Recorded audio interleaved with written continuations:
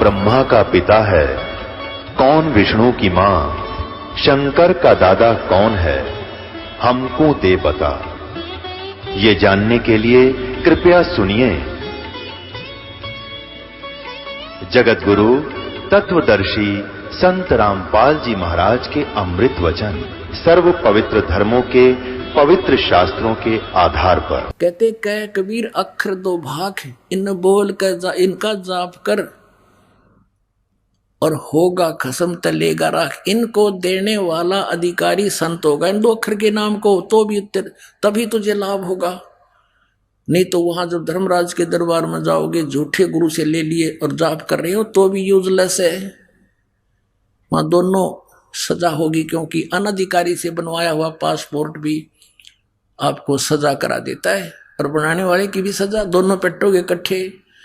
तो ये क्या बताया है कि फिर उस आदि नाम सार नाम से वो जल पानी नीर ऐसे प्राप्त होगा। यो ओ सतपुरुष अकाल मूर्त सब स्वरूपी राम, इस 3 मंत्र के जाप आपको मिलेगा। उसमें अब 2 अक्षर का नाम कौन सा है और किन किन ने जाप किया है, थोड़ा सा हिंट यहां ये भी देना पड़ेगा। कबीर परमेश्वर जी किन किन महापुरुषों को आकर मिले, जिनको ये सतनाम का भेद बताया और गुप्त रखने की प्रतिज्ञा करवा ली थी कि यदि इस सतनाम को 2 अक्षर के नाम को तुमने सार्वजनिक कर दिया, इन काल के दूतां का हाथ लग जाएगा। और ये भी वही नाम देवेंगे फिर सभी अपने शिष्यों को। ये तो भोली आत्मा है, 5 नाम दे अड़ंगा, इसकी को स्वीकार किए बैठे हैं।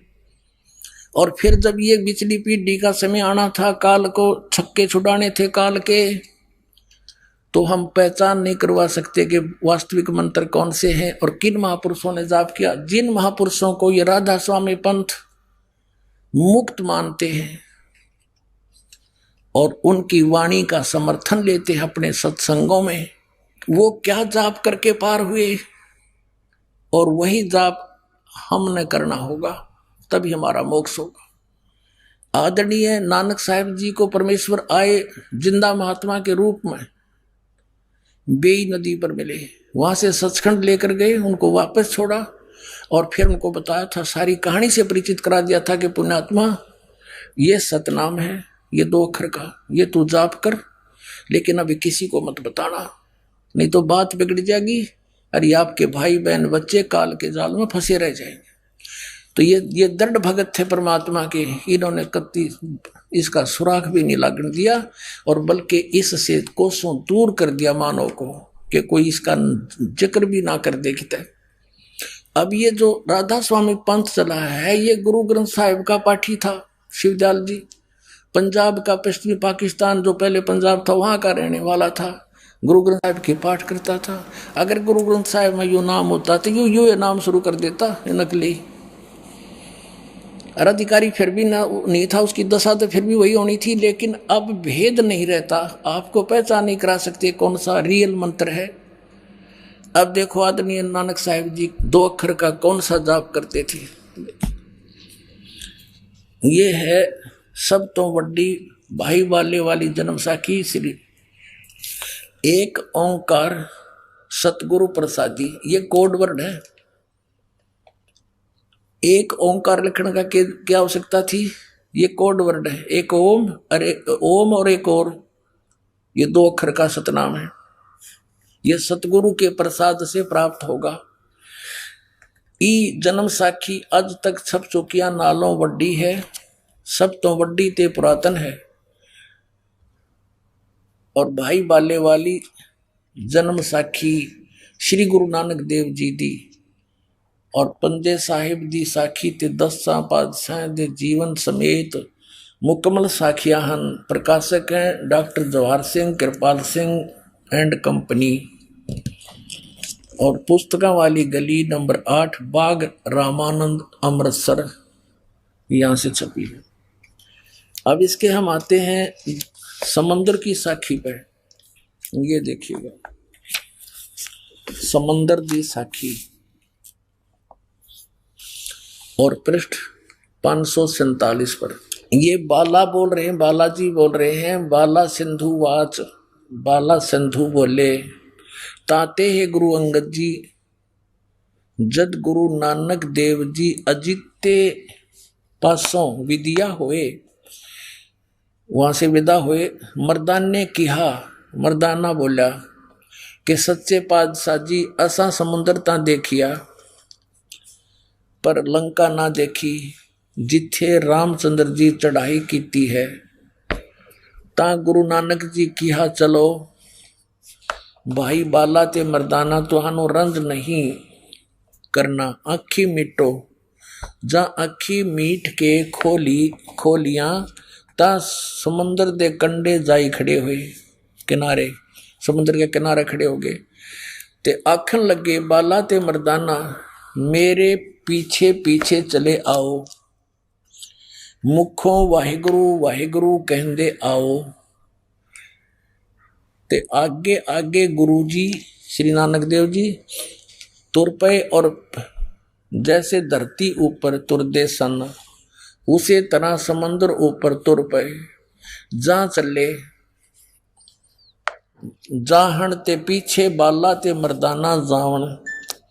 ता मर्दाने कहा, ता मर्दाने विचार कीती कि गुरु नानक देव जी ओम सोहम जपदे जांदे हन। ये है पुण्यात्मा 2 अक्षर का नाम, सतनाम इसको कहते हैं। ता मर्दाना भी ओम सोहम लग्गा जपन और ते लग्या गोते खावन। ता गुरु नानक जी देखन, ता मर्दाना गोते खांदा है।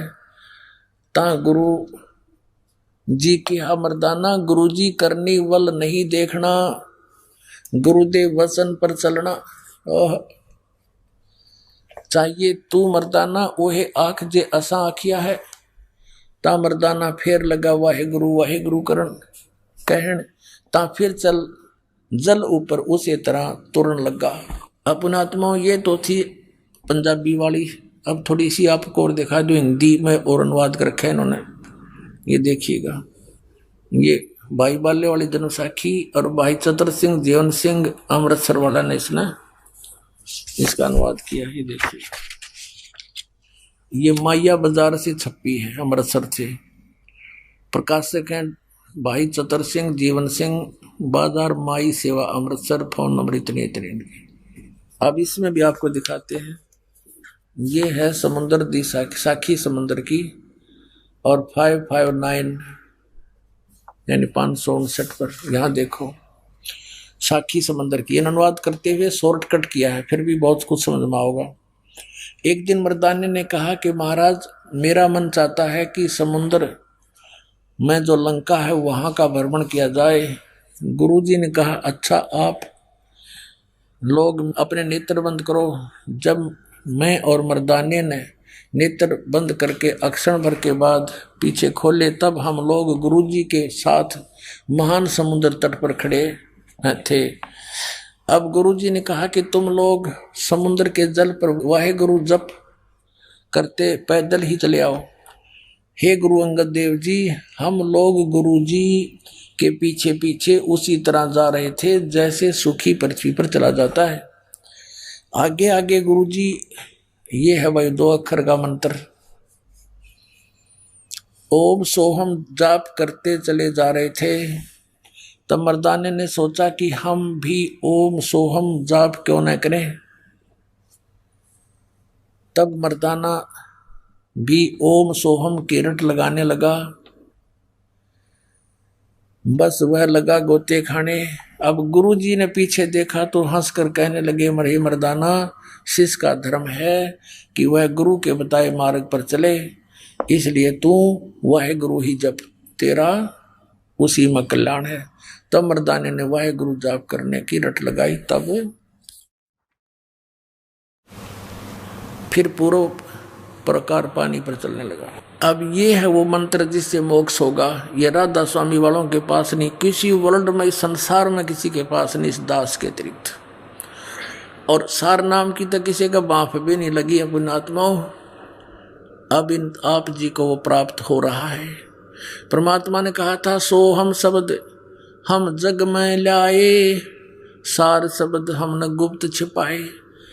जैसे नानक साहब ने कहा है कि इन सभी सदग्रंथों में जो 52 अक्षर से के लेखों से लिखे गए हैं, ये गीता, वेद और पुराण, इनके अंदर सोहम वो अक्षर नहीं है, वो सोहम अक्षर नहीं है। क्योंकि कबीर परमेश्वर के इस कलयुग में प्राकट्य सतलोक से आने से पहले किसी भी ग्रंथ में ये मंत्र नहीं है। केवल परमात्मा की वाणी से निकाल कर इन कहीं कीट कहीं का रोड़ा जोड़ दिए, ये 5 नाम बना लिए। और सोहम मंत्र क्या देने का अधिकार इस दास के अतिरिक्त 21 ब्रह्मांड में नहीं है। ये सब नकली, अगर कोई इसका वैसे सिंगल भी जाप कर रहा वो भी अधिकारी नहीं है। तो कहते हैं नानक साहब जी ने ये दोनों जाप किया, और आदि नाम अलग है, वो सार नाम न्यारा है, उसका जिक्र भी नहीं करना था। अब देखो नानक साहब जी ने कैसा झटका दिया, ये भी प्रमाणित करना था आप जी के लिए कि नानक साहब जी सिद्ध करते हैं कि मैं ये जाप करके मोक्ष प्राप्त हुआ। मुझे सार्वजनिक भी कर दिया, विधि नहीं बताई, और झटका भी मार दिया कि आने वाला हमारा अनुयायी इसके निकट भी ना जावे, कहीं काल के दूतां का हाथ लग जा। तो कितनी प्यारी आत्मा थी ये महापुरुष, इन्होंने कैसे चाल के साथ भूल भुलैया करके आज तक इस सच्चाई को और इस मूल मंत्र को और इस खजाने को तो आपके लिए सुरक्षित रखा। जैसे एक प्राण संगली नाम का ग्रंथ है, नानक साहिब जी की अमृत, उसके अंदर अपनी विशेष उसमें ज्ञान दिया है। जैसे कबीर साहिब का कबीर बीजक है, और उसमें ये मंत्र क्लियर लिखा हुआ 2 अक्षर का, आदि नाम सार नाम का भी उसमें संकेत है, क्लियर नहीं है। लेकिन अब उन गुरुजियों ने, जब अर्जुन देव जी 5वें गुरुजी इस सभी यानी आदरणीय नानक साहिब जी की महिला पहला की वाणी को, साथ में सभी अपनी भी और 3 और गुरुओं की, इन 5 की वाणी को जब संग्रह करके एक जलद बनाने लगे, गुरु ग्रंथ साहब की बीड़ बनाई, बीड़ बोलते इसके। उस समय ये प्राण संगली कहाँ थी? नानक साहब जी ने, एक राजा था सिंगलदीप का, शिवनाभ नाम था उसका, उसको कहा था कि ये मेरा शरीर है, यह मेरी देह है, और इसको किसी के हाथ ना लगने देना, संभाल के रखना। और क्योंकि वो राजा समर्थ था, उसको उससे कोई ले नहीं सकता था इधर उधर का कोई व्यक्ति, इसलिए वहां सुरक्षित रखी थी। पता था कि आने वाली पीढ़ी का ये काम आवेगी। अर्जुन देव जी ने वो मंगवाई भी, फिर उसको उसके अंदर देखा कि इसमें यो मंत्र भी है, जिसको मर्दाना ने जाप कर दिया था वो मर गया होता गुरु जी का आदेश ने। तो उसने उस घड़ा लिख रखा, उसमें बहुत प्रमाण थे कि जिस कारण से उस प्राण संगली को जल में प्रवाह कर दिया। आए है इसे अमृत ज्ञान को परमात्मा ने फिर दया करी, अपने प्रेरणा करी। एक साधु भक्त में प्रार्थना करके अर्जुन देव से कहा, भगवान मैं रख लूंगा इसको, संभाल के पढ़ लिया करूंगा एकांत में बैठ के, इसको दे दो मुझे। फिर वो निकलवा लिया। वो थोड़ा बहुत प्रमाण आज हमारे पास है, इसका प्रमाण थोड़ा सा और दिखाते हैं आपको। ये देखिएगा प्राण संगली, श्री गुरु नानक देव साहिब की प्राण संगली सटीपण, ये यहाँ से छपी है वेलवेडियर प्रिंटिंग प्रेस इलाहाबाद से, भाग 1। ये प्राण संगली सटीपण प्रथम भाग,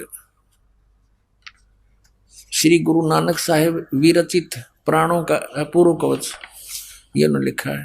गुरुमुखी अक्षरों से भाषा अक्षरों में सटीपण सहित तैयार करके गुरु साहिब के संक्षिप्त जीवन चरित्र समेत संपूर्ण संघ जी ने प्रेम प्रसाद रूप से अर्पण किया। ये संपूर्ण संघ जी ने ये इसका पंजाबी से हिंदी में लिखी है। ये प्रकाशक है Belvedere printing press, Motilal road Allahabad, Motilal Nehru road. अब इसमें देखिएगा निवेदन में ये है आवश्यक सूचना।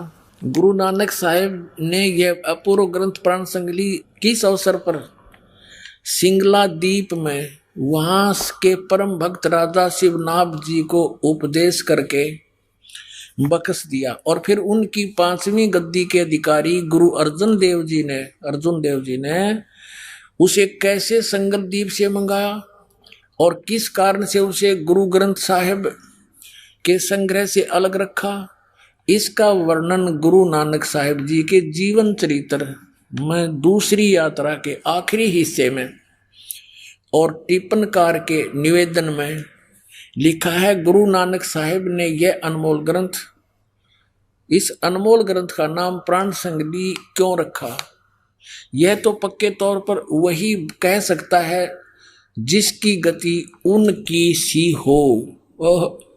इस कारण को तो वही बता सकता है जो उन जैसा ही उन जैसी ज्ञानवान हो।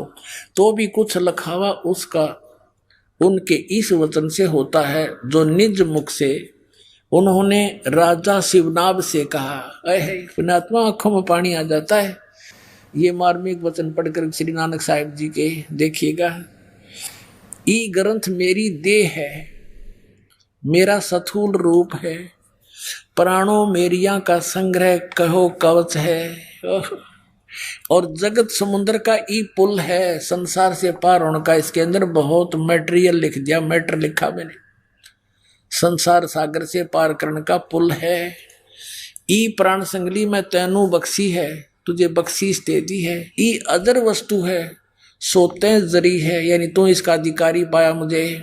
ई प्राण संगली अमृत प्रभा है, तेरे मुख विखे प्रवेश हुई है, होर तिन्न लोकां विच इस वस्तु ਨੂੰ संभालता कोई नहीं, ताते प्राणों विखे प्राण संगली रखनी।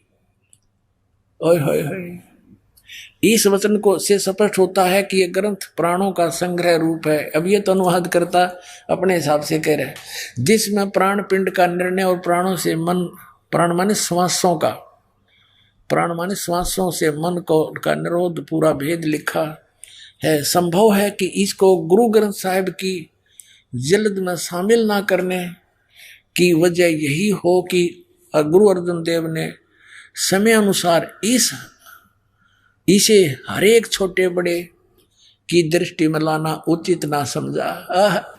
ये स्पष्ट है कि इस ग्रंथ को गुरु अर्जुन देव जी ने जो 5वें पीढ़ी गद्दी पर थे कि छोटे बड़े की नजर में लाना उचित नहीं समझा। ये बिल्कुल सही था, क्योंकि इसके अंदर वो सतनाम था जिसके जाप करने से मर्दाना डूब गया होता। इस डर से उन्होंने इस गुरु ग्रंथ साहिब में रखा ही नहीं और इसको आखिर में जल प्रवाह कर दिया कि कहीं किसी का हाथ लाग जाए, कोई और पढ़ के ना इससे मर जावे डूब के। पुण्यात्मा, अब देखो काल कैसे जाल फैला रहा था, नाश करना चाहता है इस अनमोल ग्रंथ का, और यूं मिल गया हमने। आगे देखो इसमें क्या लिखा है। अब देखो इसमें निवेदन है, यहां लिखा है कि श्री गुरु नानक साहिब के 5वें स्थान पर श्री अर्जुन देव जी हुए हैं, जिन्होंने गुरुवाणी की बीड़ बांधते समय भाई पैड़ा नामी एक शिष्य को पैड़ा नामक शिष्य को सिंगला दीप बेचकर राजा शिवनाभ के पौत्र के पास से, शिवनाभ तो मर लिया था, अपने पोते को देगा था, बेटा इसने संभाल के रखना, गुरु जी की कहा हुआ यो अनमोल धरोहर है, यह ग्रंथ मंगवाया था। और जिसे किसी कारण से श्री गुरु ग्रंथ साहिब की बीड़ में रखना उचित न समझकर सर्वथा ही जल प्रवाहित कर दिया था।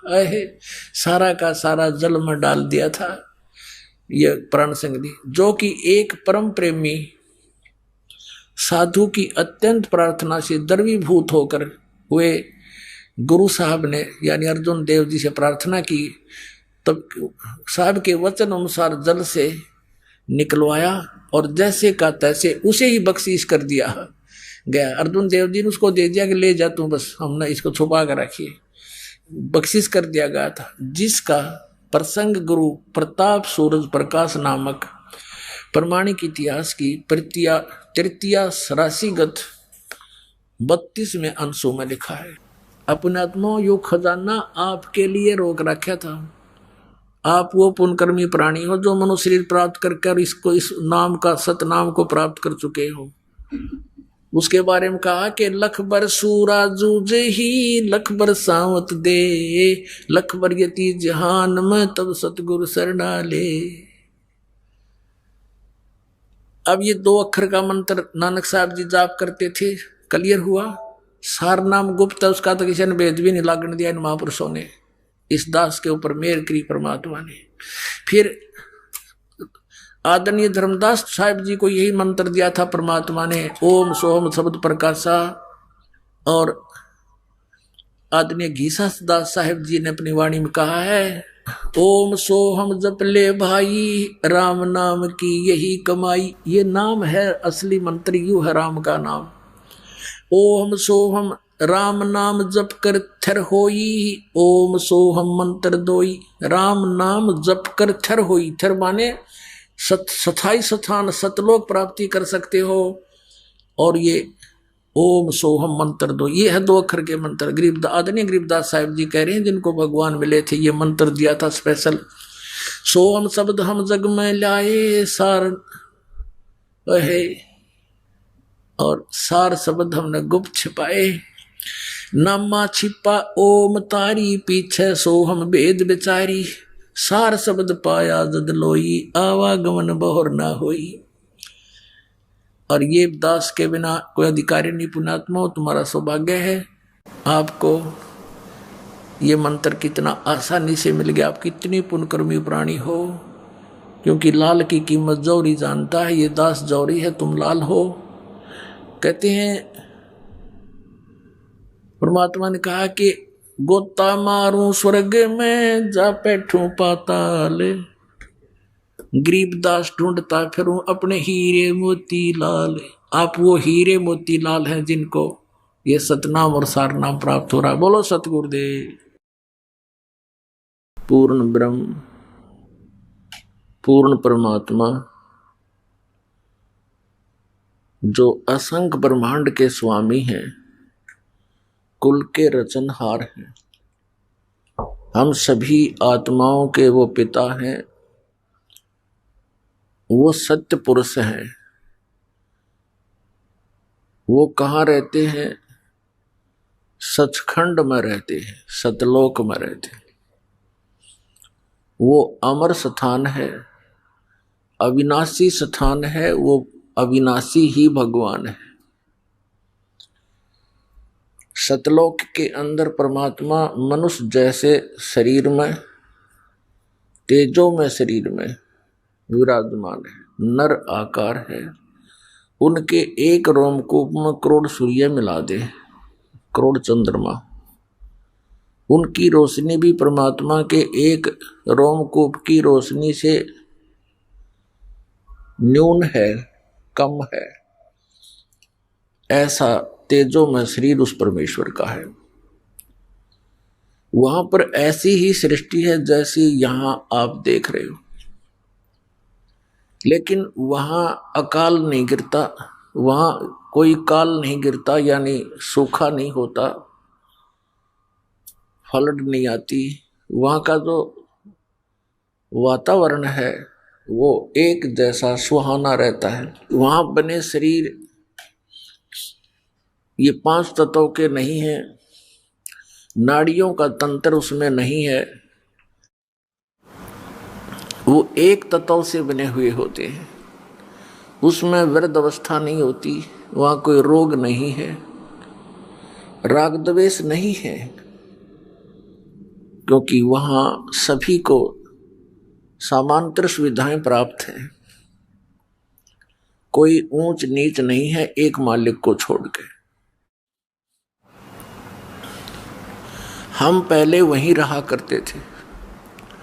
यहाँ कोई चींटी है, मच्छर है, जीवाणु है, उन सब के वहां पर अलग अलग बहुत बड़े महल बने हुए हैं, और आज वो खाली पड़े हैं। हम अपनी मूर्खता से, अज्ञानता से, गलती से उस सुख को त्याग कर इस काल भगवान के साथ यहां आ गए। इसने यहां हमारा बहुत दुरुपयोग कर रखा है। ये हमारे साथ बहुत दुर्व्यवहार कर रहा है। आप देख रहे हो, किसी को कुत्ता बना दिया, किसी को गधा बना दिया, कोई सूअर बनकर मल खा रहा है। यदि मानव शरीर है तो उसको इतनी टेंशन पैदा कर रखी है कि आजीवन वो टेंशन में ही मर जाता है। और काम कितना है, 2 रोटी का रोला है। इस शरीर को जीवित रखने के लिए क्यों इतना यूं कच्चा शरीर मिल गया, इसमें दिन में 2-3 बार नहीं कुछ डाल लेंगे तो यूं काम करे नहीं। इसी को जीवित रखने के लिए खेतों में मजदूरी या कहीं और बिजनेस करना पड़ता है, और इसी को सुरक्षित रखने के लिए कपड़ों की आवश्यकता है। इसी शरीर को सुरक्षित रखने के लिए महल मकान बनाते हैं। अब ये अनिवार्य भी है कि जो इस शरीर के लिए आवश्यक है, इससे एक्स्ट्रा जो हम करते हैं वो हमारी नालायकी है। बड़ी बड़ी कोठियां बनाते हैं, एक में भी संतुष्टि नहीं है, 2 बनाते हैं, 3 बनाते हैं,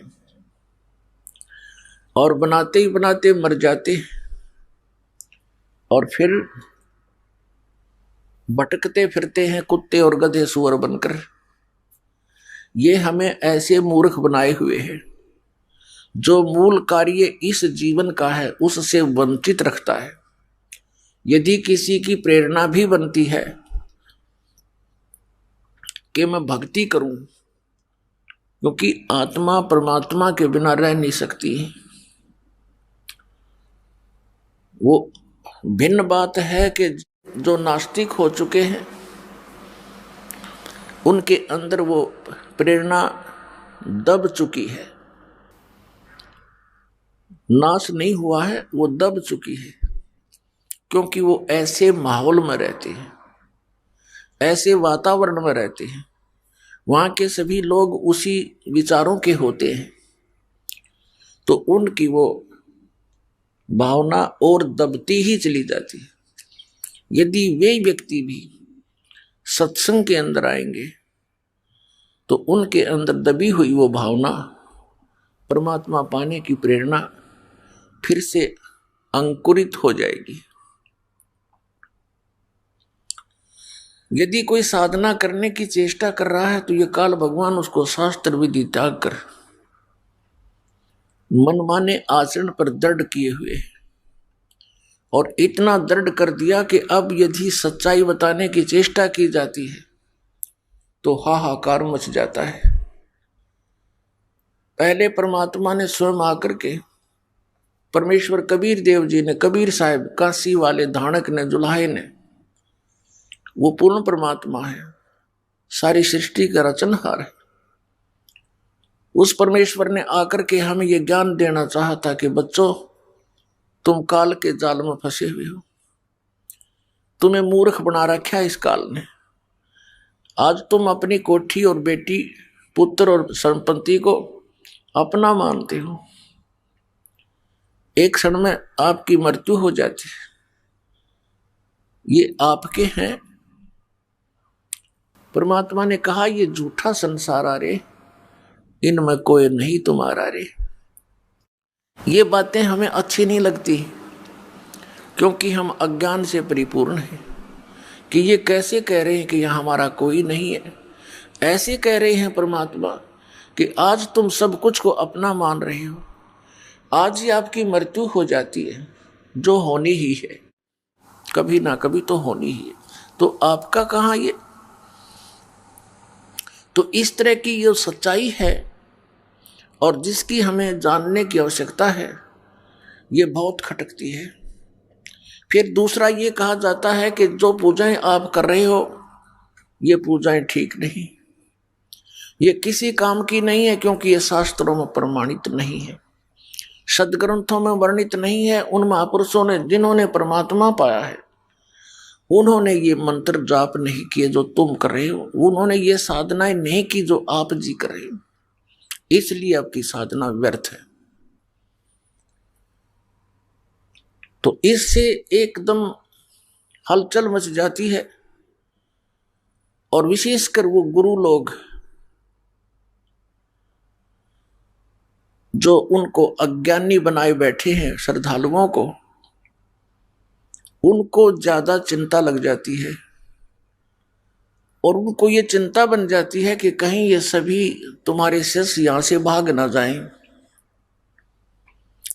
उन गुरुओं का सहयोग वो देते हैं जो उनके द्वारा बनाए गए लिटरेचर को बेचकर रोजी रोटी चला रहे हैं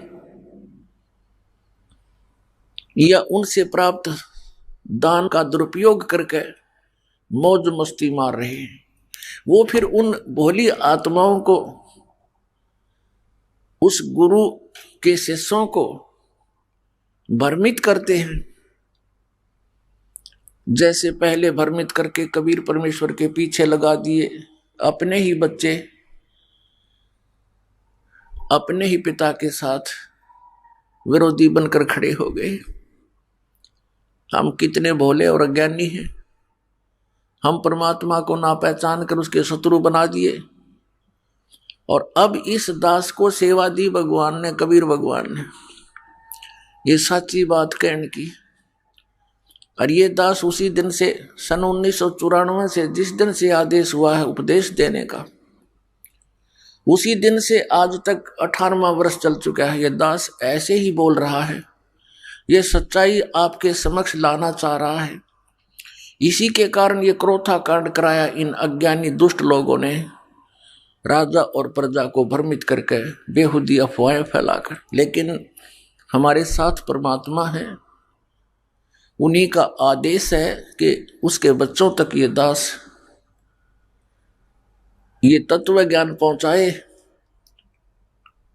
जिसके आगे इस काल ने ये नकली गुरु बाड़ बना रखे, ये बाधक खड़े कर रखे।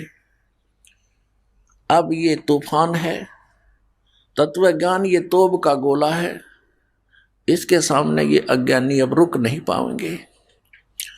और ज्ञान सब ज्ञानड़ी, कबीर ज्ञान सो ज्ञान, जैसे गोला तोब का अब करता चले मैदान। ये तत्व ज्ञान परमात्मा का दिया हुआ ज्ञान, सच्चिदानंद घन ब्रह्म की वाणी में, जो कबीर वाणी में लिखा, ये ज्ञान ये तोब यंत्र का गोला है और जहां भी ये गिरेगा अज्ञान का नाश कर देगा। अब ये गोले डाले जा रहे हैं, घर घर में संदेश भेजा जा रहा है, ज्ञान गंगा पुस्तक परमात्मा के बच्चों तक पहुंचाई जा रही है। जहां भी ये गिरेगा, जहां भी ये पुस्तक होगी, उस घर का तो उद्धार होगा ही होगा 101 पीढ़ी का, और पड़ोसी भी उससे प्रभावित होकर के फिर यहां आएंगे, सदा सुखी हो जाएंगे। तो इसमें ये बाधा पैदा कर रहे हैं। कल आपको बताया था कि भगवान के मार्ग में जो खड़ा होता है और फिर उसी को रोकने की चेष्टा करता है, वो अंधा गधा होता है। अंधा गधा रेल की पटरी पर खड़ा था, रेल की गड़गड़ की आवाज से उसको आभास हुआ कि तुझे कोई डिस्टर्ब करने इधर ही आ रहा है। उसने दोनों दुलत्ती उसी साइड में कर लिए, पिछले पैर जिधर से गड़गड़ की आवाज आ रही थी, और ये सोचा कि आन दे निकट, ये कौन मुझे छेड़ने आ रहा है। तो वो अवरोध पैदा कर रहा था रेल मार्ग में। तो रेल अंधे गधे से थोड़ी रुकेगी। जो ही गाड़ी निकट आई, अंधे ने दोनों दुलत्ती पिनाई और खट देसी मार दी अपने स्वभाव अनुसार। अब गाड़ी ने पटक दिया, ठा गया, वो नामो निशान नहीं मिला। अंधा गधा था हिरण्यकशिपु, अंधा गधा था कंस, अंधा गधा था रावण, और अंधे गधे वो होंगे जो इस मार्ग में खड़े होकर के अवरोध पैदा करेंगे। ये देख लेना पुण्यात्मा, क्योंकि ये परमात्मा का मार्ग है। परमेश्वर ने आकर के ये तत्व ज्ञान दिया था, वही ज्ञान ये दास आपको केवल सुना रहा है, अपनी तरफ से अपने विचार कुछ नहीं दे रहा। कई भोले श्रद्धालु कहते हैं कि आपके गुरुजी पुस्तकें दिखाते हैं, संतों की बताई बातों को बताते हैं, अपना भी तो कुछ अनुभव बतावें। अरे भले पुरुषों, एक बच्चा विद्यार्थी स्टडी कर रहा है और वो थ्योरी पढ़ रहा है, उस थ्योरी पर, उस सिलेबस के आधार से उसने प्रैक्टिकल करना होता है। जैसे बच्चे लैब के अंदर प्रैक्टिकल करते हैं, वो पहले उसका विवरण पढ़ते हैं कि किस एंगल पर कौन सी ट्यूब मोड़नी है, उसको कैसे मोड़ा जाता है। एक लैंप हो, सेपरेट लैंप हो, फिर एक पाइप को ऐसे गर्म करे, धीरे धीरे ऐसे करे, वो पहले लिखा होता है। उसके आधार से फिर प्रैक्टिकल करना होता है। यदि उस बच्चे ने वो पहले ये बता दिया कि ऐसे ऐसे लिखा है, और फिर वो अनुभव बताएगा तो वही बताएगा जो लिखा हुआ है। उससे भिन्न यदि वो अनुभव बताता, वो रॉन्ग है, वो गलत है। जिन महापुरुषों ने परमात्मा पाया, आदरणीय धर्मदास साहिब जी को परमेश्वर कबीर जी स्वयं आकर मिले थे जिंदा महात्मा के रूप में मथुरा में।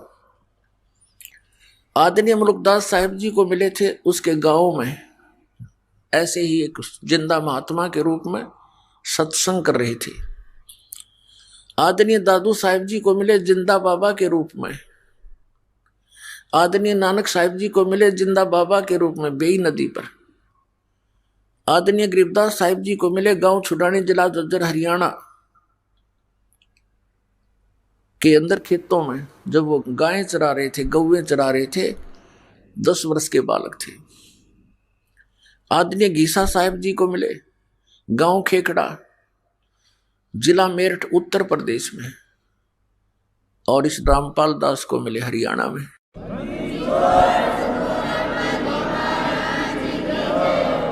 उस परमेश्वर ने जो भी अपने पाने की विधि, सतलोक जाने का जो मेथड उनको बताया, उन्होंने वही अपनाया। कोड वर्ड है, सांकेतिक शब्द हैं, वो क्लियर नहीं है। उसके लिए यजुर्वेद अध्याय नंबर 40 के श्लोक नंबर 10 से लेकर 13 में, श्रीमद् भगवत गीता अध्याय नंबर 4 के श्लोक नंबर 32 और 34 में ये स्पष्ट किया हुआ है कि जो सच्चिदानंद घन ब्रह्म की वाणी में इन यज्ञों की जानकारी, यज्ञ माने धार्मिक अनुष्ठानों की जानकारी विस्तार पूर्वक कही गई है, वो तत्व ज्ञान है। सच्चिदानंद ब्रह्म ने मुखे सच्चिदानंद घन ब्रह्म की वाणी में, यानी परमेश्वर ने स्वयं आकर के जो ज्ञान बताया है, उनके मुख कमल से बोली गई वो वाणी, कबीर वाणी में जो ज्ञान लिखा वो तत्व ज्ञान है। और वो परमात्मा चारों युगों में आते हैं, चारों युगों में ऐसी वाणी बोलते हैं, वो सूक्ष्म वेद होता है, वो तत्व ज्ञान होता है, वो कबीर वाणी होती है। चौथे अध्याय के 34वें श्लोक में कहा कि उस तत्व ज्ञान को, और यजुर्वेद अध्याय नंबर 40 के श्लोक नंबर 10 से 13 तक यही प्रमाण दिया है कि उस तत्व ज्ञान को तू तत्वदर्शी संतों के पास जाकर समझ, उनको दंडवत प्रणाम करने से, कपट छोड़कर प्रसन्न करने से वह तत्वदर्शी संत तुझे परमात्मा के बारे में जानकारी देंगे। इससे सिद्ध हो गया कि वेद ज्ञान दाता और गीता ज्ञान दाता यू एक ही है, ये ब्रह्म है, ये काल है। और श्री कृष्ण जी में प्रवेश करके तो इसने गीता जी बोल दी, चारों वेदों का सारांश, कुछ अपना भी इसने अटकल अड़ाई है। और वेद ज्ञान प्योर है, कोरा है, सही है, क्योंकि ये पूर्ण परमात्मा कबीर देव द्वारा इसके अंतःकरण में, कंप्यूटर में फीड कर दिया था, इसके कंप्यूटर में, और फिर इसने बाहर डाउनलोड कर लिया। वो बाहर निकला, जैसे माता को गर्भ होता है, फिर समय आने पर अपने आप वो बाहर आ जाता है। इसी प्रकार परमात्मा ने इसी उद्देश्य से इसके अंतःकरण में, काल के ब्रह्म के अंतःकरण में ये 500 वेद भर दिए थे, उसका समय निर्धारित कर दिया था। उस समय ये अपने आप इसके श्वासों के द्वारा बाहर आ गए। अपने आत्माओं, अगर आज से 50 वर्ष पहले ये बात दास कहता कि श्वासों के माध्यम से बाहर आ गए ये इतने वेद, तो शायद नहीं जचती किसी का झूठ बोल रहा है।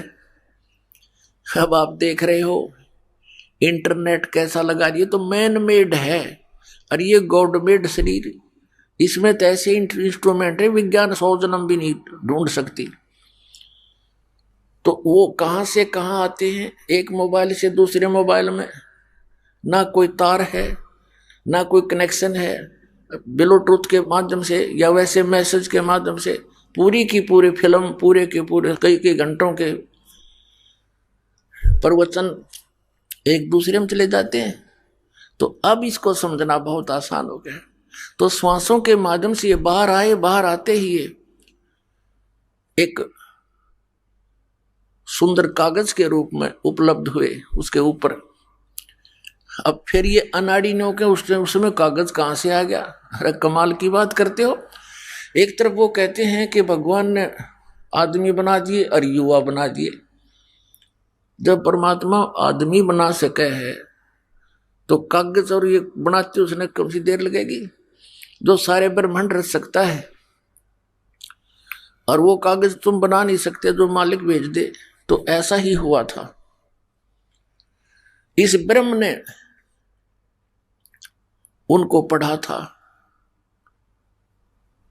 और उसने देखा कि ये 5वां जो वेद है, सूक्ष्म वेद, इसके अंदर तो पूरा ही ज्ञान दिया हुआ है और इसको इन प्राणियों को जो मेरे अंतर्गत फंसे हैं इनको ये ज्ञान हो गया तो ये भाग जाएंगे यहां से। उसको उसने खत्म कर दिया और 4 वेद दे दिए जिसमें सांकेतिक शब्द हैं अधिक। तो जिस कारण से उस परमेश्वर ने उस नष्ट किए हुए ज्ञान को स्वयं देने के लिए आना पड़ता है, उसी उद्देश्य से वो परमात्मा यहां आए। तो कहने का भाव ये कि इन वेदों में और गीता में जो कुछ भी लिखा है, वेदों में लिखा है वो बिल्कुल सही है। गीता जी में जो लिखा है इसने कुछ अपनी अटकल भी अड़ा दी, क्योंकि ये इसने वेदों का ज्ञान प्लस में युद्ध करवाने के लिए जो अटकलबाजी की वो भी अंदर घुसोड़ रखी है। कैसी कर रखी है इसने कि एक तरफ तो कहता है कि अर्जुन तू लाभ हानि छोड़ के, दूसरे अध्याय के 37 और 38 श्लोक में श्रीमद् भगवत गीता, लाभ हानि को भूलकर, लाभ हानि की चिंता छोड़कर युद्ध कर ले। और अगले ही श्लोक में लाभ हानि खुद याद दिला रहा है कि यदि तू मारा गया युद्ध में तो स्वर्ग में जाएगा और यदि युद्ध जीत गया तो पृथ्वी का राज भोगेगा, तेरे दोनों हाथों में लड्डू। तो इस तरह की जो अटकलबाजी ये काल की अपने सतर की है। और श्रीमद् भगवत गीता अध्याय नंबर 3 के श्लोक नंबर 6-7 में ये स्पष्ट करता है कि यदि तू एक स्थान पर बैठा रहा, हठ योग करेगा, तो अर्जुन तेरा निर्वाह कैसे होगा? इसलिए काम भी कर, तू कर्म सन्यासी बन। ये तो है वेद ज्ञान। ये वेद ज्ञान कैसे है, क्यों है, कैसे जाना? कि यजुर्वेद अध्याय नंबर 40 के श्लोक नंबर 15 में लिखा है कि ओम करतु समर किलवे समर करतुम समर। ब्रह्म का जाप है ओम। इस ओम का जाप काम करते करते सिमरण कर, विशेष कसक के साथ सिमरण कर और मनुष्य जीवन का परम कर्तव्य जानकर सिमरण कर। तो ये सिद्ध हो गया कि काम करते करते सिमरण करना। फिर इसने आगे लिखा है 6 अध्याय के 9 और 10 श्लोक में कि एक स्थान पर बैठ के मृगछाला बिछा के एकांत स्थान पर, वो आसन ना घना ऊंचा हो ना नीचा हो, अपनी नाक के अगले भाग पर देखे, इस प्रकार ध्यान लगावे। ये इसकी अपनी बकवाद है, अटकलबाजी। तो जो वेदों से मेल खाता है गीता का ज्ञान वो ओके है, सही है। बाकी जो अटकलबाजी है वो स्पष्ट दिखाई दे जाती है। उसके लिए इसने स्वयं कहा वो मेरा मत है। जहां ये कहता है ये मेरा मत है तो इसका अपना विचार है, शेष वेद ज्ञान है। तो वेदों से ही ये संक्षिप्त है। तो वेदों और गीता में उस परमेश्वर के पाने की विधि क्लियर नहीं है। इसलिए परमात्मा कबीर जी, कबीर परमेश्वर, सारी सृष्टि के रचनहार, हमारे पिता, हम दुखियों को वो ज्ञान देने आते हैं और बताने आते हैं कि बच्चों तुम मेरी संतान हो, और इस विधि से तुम यहां भी सुखी रहोगे जब तक तुम जीवित रहोगे। यहां आपको आवश्यक वस्तुएं उपलब्ध होंगी, लेकिन इतना भी ज्ञान उन्होंने दिया कि आवश्यकता से अधिक यदि तू डिमांड करता है फिर तू भक्त नहीं, फिर भक्ति नहीं चाहता, तू तो केवल माया ही कलेक्ट करना चाहता है। और माया को परमात्मा आपकी शत्रु बताता है। आप जी यहां पर अंडर ट्रीटमेंट है, और किसी को हाई ब्लड प्रेशर हो और वो व्यक्ति नमक और घी की डिमांड करे तो डॉक्टर अलाउड नहीं करेगा। मरना हो तो खा ले भाई, लेकिन डॉक्टर नहीं कहेगा। हाँ, डॉक्टर इतना कहता है कि कुछ कम ले, जिसकी स्थिति ठीक हो जाती है कि थोड़ा ले। तो आपको आवश्यक वस्तुएं तो उपलब्ध कराएंगे परमात्मा, अनावश्यक आप डिमांड करोगे तो नहीं दी जाएगी। आइए अब हम उन श्रद्धालुओं के अनुभव जानते हैं जो जगत गुरु तत्वदर्शी संत रामपाल जी महाराज जी से दीक्षा प्राप्त कर चुके हैं तथा उनके द्वारा बताए गए भक्ति मार्ग पर चल रहे हैं। नमस्कार सर। सर नमस्कार। सर क्या नाम है आपका? सर लक्ष्यवीर सिंह। सर आप कहाँ के रहने वाले हैं? सर मैं गांव खदाना, तहसील धामपुर और जिला बिजनौर से हूँ, उत्तर प्रदेश। सर आप क्या करते हैं? सर मैं पेशे से बेसिक शिक्षा विभाग में सरकारी टीचर हूँ। सर संत रामपाल जी महाराज से नाम दीक्षा आपने कब ली? संत रामपाल जी महाराज जी से नाम दीक्षा मैंने नवंबर 2014 में ली। तो सर संत रामपाल जी महाराज से नाम दीक्षा लेने से पहले आप कोई भक्ति साधना भी करते थे? सर मैं कोई विशेष भक्ति नहीं करता था, क्योंकि मैं लगभग नास्तिक प्रवृत्ति का हो गया था। क्योंकि विज्ञान में अधिक विश्वास होने के कारण मैंने किसी भी देवी देवता की पूजा नहीं की और ना कोई विशेष मैं मानता था। कभी कभी अपने घर माता जी के कहने से कोई व्रत रख भी लिया तो वह भी तोड़ देता था, और किसी भी कोई विशेष पूजा मैं नहीं किया करता था। यह मुझे लगता था कुछ मामला कुछ और ही है और पूजा की विधि कुछ और ही है। वो मुझे तब पता चला जब मैं संत रामपाल जी महाराज जी की शरण में आया। तो सर आप बता रहे हैं कि आप एक नास्तिक प्रवृत्ति के इंसान थे, संत रामपाल जी महाराज जी की शरण में आप कैसे आ गए? सर 2012 की बात है, मैं मास्टर डिग्री कर रहा था हिस्ट्री में। उसमें एक सब्जेक्ट रिलीजन का था। मैं उस पुस्तक को बहुत ध्यान से पढ़ता था। उसमें मैंने पढ़ा था कि धर्म के लिए और शिक्षा के उद्देश्य के लिए ऐसा शिक्षा का उद्देश्य होना चाहिए जिससे हमारे जीवन की लक्ष्य की पूर्ति हो, और जीवन का लक्ष्य भी उसमें लिखा था कि मोक्ष प्राप्ति है। तब मेरा ध्यान जाने लगा था धार्मिकता की ओर। मैं सोच रहा था इसका मतलब हमारी शिक्षा भी ऐसी होनी चाहिए जिससे आध्यात्मिक मूल्यों की प्राप्ति हो सके। तब से मैंने सर्च करना शुरू कर दिया था कि कोई ना कोई आध्यात्मिक गुरु बनाना होगा और अपने मोक्ष की प्राप्ति करनी होगी। उसके बाद एक मेरे जीजाजी हैं महेश भगत जी, वह ज्ञान गंगा पुस्तक लेकर के आए। उन्होंने मुझे ज्ञान गंगा पुस्तक दी, मैंने उसे पढ़ी और अन्य ग्रंथों से उसका मिलान किया। मुझे लगा कि हाँ, जो संत रामपाल जी महाराज जी जो ज्ञान बता रहे हैं वह सत्य है। तब मैंने 2014 में नवंबर बरवाला आश्रम में जाकर के संत रामपाल जी महाराज जी से नाम दीक्षा ग्रहण की। तो सर जब नवंबर 2014 में संत रामपाल जी महाराज से आपने नाम दीक्षा ली, उसके बाद क्या आपको कोई लाभ भी प्राप्त हुए? जी, परमात्मा कहते हैं 7 समुद्र की मछली करूं, लेखनी करूं बन राय, धरती का कागज करूं, गुरुगुण लिखा न जाए। तो मेरे पास बयान नहीं है जो मैं परमात्मा के गुणों का व्याख्यान कर सकूं। अनेकों लाभ परमात्मा की दया से हुए, उनमें से कुछ मुख्य लाभ मैं आपको बताना चाहता हूं। पहला तो ये हुआ, मेरी 6 महीने में या 1 साल के अंदर आई साइट वीक हो जाती थी, पॉइंट गिर जाता था जैसे मैं टेस्ट कराता था। आज मुझे लगभग 8 साल हो गए हैं और परमात्मा की ऐसी दया रही है कि मेरी आई साइट कॉन्स्टेंट बनी हुई है, उसका कोई भी पॉइंट नहीं गिरा है, जबकि कई बार मैंने चेक करा ली है। और तब मैंने लगभग 3-4 महीने पहले जब मैं जुड़ा था उससे पहले आई साइट चेक कराई थी, तो डॉक्टर ने मेरा एक अलग सिलेंड्रिकल लेंस लगाया था। उसके बाद जब मैंने नाम दीक्षा ली तो मेरे सिर में दर्द रह रहा था, तो मैंने सोचा एक बार और आई साइट टेस्ट कराता हूँ, तो वो सिलेंड्रिकल लेंस भी दूर हो गया था। और डॉक्टर ने मुझसे कहा कि आप कुछ विशेष करते हो, ये मेडिकल साइंस में इसका इलाज नहीं है जो आपकी आई साइट सही हुई है। तो लेकिन मेरी समझ में नहीं आया, ये तो मेरी समझ में तब आया जब संत रामपाल जी महाराज जी के दिन पे दिन अनेकों चमत्कार मेरे साथ होने लगे।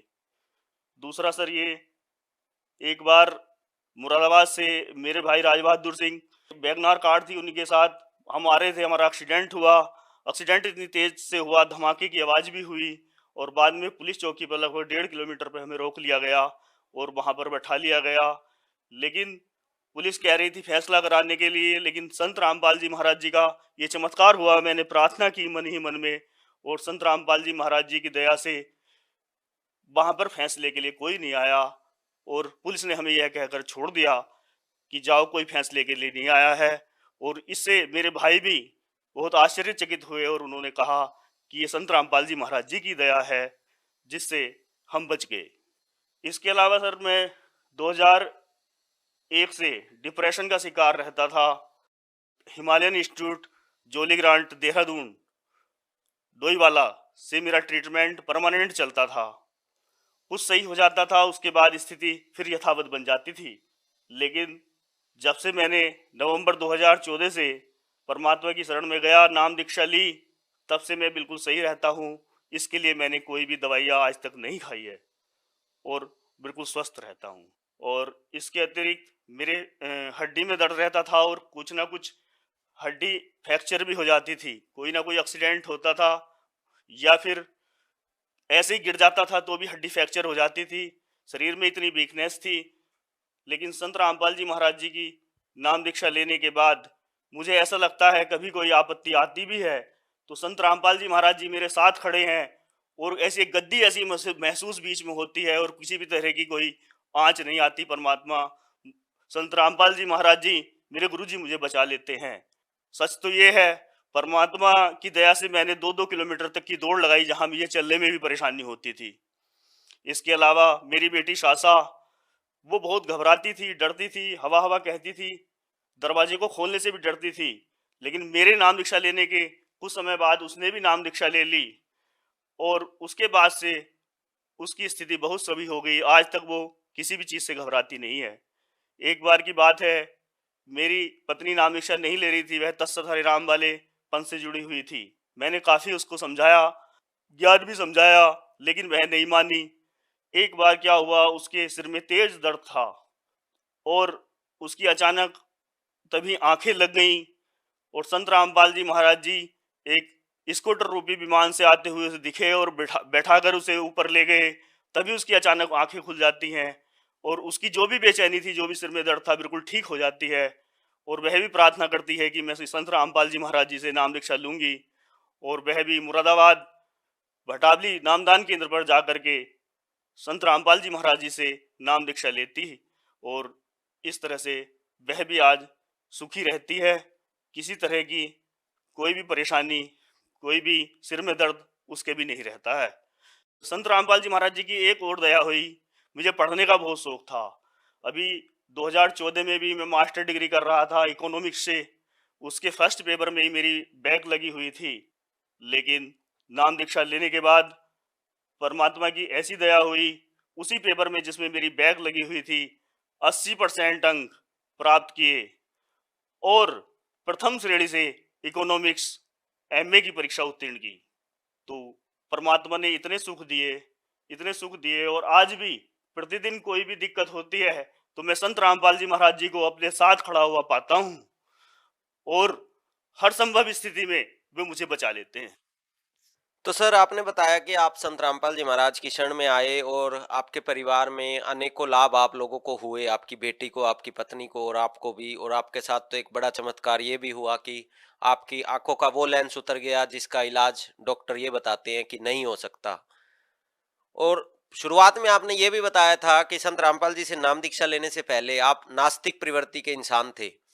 और हमारे पास लोगों के कमेंट्स भी आते हैं कि संत रामपाल जी महाराज जो है वो देवी देवताओं की भक्ति छुड़वाते हैं।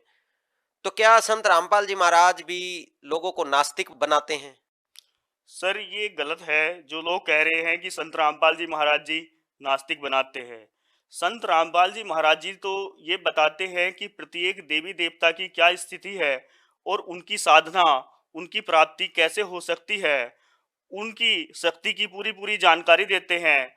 उनसे ऊपर की जो शक्तियां हैं उनकी भक्ति करके और पूर्ण मोक्ष की प्राप्ति कैसे की जा सकती है उसकी पूरी विधि बताते हैं। ये कहना चाहूंगा मैं कि संत रामपाल जी महाराज जी ही सच्ची भक्ति बताते हैं। इसके अलावा जो वंदनीय संत हैं वो भी जो जानकारी देते हैं वह अधूरी जानकारी होती है और झूठी जानकारी होती है। सच्ची भक्ति वहां पर नहीं है। सच्ची भक्ति तो संत रामपाल जी महाराज जी के पास है, जो ब्रह्मा विष्णु और महेश की भी सच्ची भक्ति बता करके हमें पूर्ण मोक्ष की प्राप्ति का मार्ग बताते हैं। तो सर संत रामपाल जी महाराज से नाम दीक्षा लेने के बाद आपको अनेकों लाभ प्राप्त हुए और जैसा कि आपने बताया कि संत रामपाल जी महाराज ही केवल सच्ची भक्ति बताते हैं, उनके अलावा जितने भी संत हैं वो सही भक्ति नहीं बताते हैं। तो जो लाखों श्रद्धालु आज आपको देख रहे हैं, आप उन्हें क्या संदेश देना चाहेंगे? सर मैं ये संदेश देना चाहूँगा उनके लिए कि संत रामपाल जी महाराज जी के द्वारा लिखी गई पुस्तक ज्ञान गंगा जीने की राह को भी पढ़िए और जो अन्य धर्मशास्त्र हैं, जो हमारे वेद हैं और गीता जी हैं और इसके अलावा कुरान बाइबिल हैं, उनको भी पढ़िए और एक बार देखिए, उसका मिलान कीजिए। देखिए कंपेयर का जमाना है तो आप भी कंपेयर करिए। मैंने भी कंपेयर करके देखी। संत रामपाल जी महाराज जी कुछ ऐसी बातें बता रहे हैं जो अन्य संतों ने नहीं बताई हैं। जैसे गीता जी का ज्ञान किसने दिया? इसको सभी ने बताया कि श्री कृष्ण जी ने गीता जी का ज्ञान दिया। लेकिन जब मैंने संत रामपाल जी महाराज जी का सत्संग सुना था तो मैंने उसमें सुना था कि संत रामपाल जी महाराज जी ने बताया कि गीता जी का ज्ञान काल ब्रह्म ने दिया। तो कुछ ऐसी चीजें हैं जो संत रामपाल जी महाराज जी इन संतों से आगे बता रहे हैं। तो आप सभी भी कंपेयर करिए। जैसे गीता जी के 15वें अध्याय में एक श्लोक है, उधर मूलम अधः शाखम अश्वत्थम प्राहु अभ्ययम छंदासी यस्य से प्रणाली यह तम वेद से वेदविद। तो उससे तत्वदर्शी संत की क्या पहचान है, उससे आप कंपेयर करिए। वे सारी पहचान, कौन वेदों का ज्ञाता है, कौन संपूर्ण ज्ञान को जानता है, उसके क्या लक्षण पवित्र गीता जी में लिखे हैं, क्या वेदों में लिखे हैं, उसका एक बार आप कंपेयर करिए और ज्ञान गंगा पुस्तक को भी पढ़िए और संत रामपाल जी महाराज जी के सत्संग प्रवचनों को सुनकर के अपना कल्याण करवाइए। सर संत रामपाल जी महाराज से नाम दीक्षा कैसे ली जा सकती है? सर संत रामपाल जी महाराज जी के अनेकों चैनलों पर सत्संग प्रवचन आते हैं। उनमें नीचे लाल रंग की पट्टियां आती हैं, उस पर संत रामपाल जी महाराज जी के आश्रम का नंबर लिखा होता है और उस पर कॉल करके आप अपने नजदीक के नामदान सेंटर का पता कर सकते हैं और वहां पर जाकर के आप निःशुल्क नाम दीक्षा प्राप्त कर सकते हैं। धन्यवाद सर। सत साहिब।